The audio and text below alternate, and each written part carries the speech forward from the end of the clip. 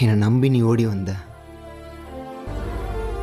ஆனால் நம்ம சென்னை வந்த 2வது நாளே சந்துரு மாமா வீட்டு மொட்டை மாடியில் உன்னை நான் பனியில் தூங்க வச்சேன்டி. அதுக்கப்புறம் நமக்குன்னு ஒரு வீடு கிடச்சிது. ஆனால் அப்போவும் டெய்லியும் உங்ககிட்ட சண்டை போட்டு உன்னை நிம்மதியாகவே தூங்க விடலை. இப்போ இப்படி ஒரு ரூமில் கூட்டிகிட்டு வந்து உட்கார வச்சுருக்கேன்.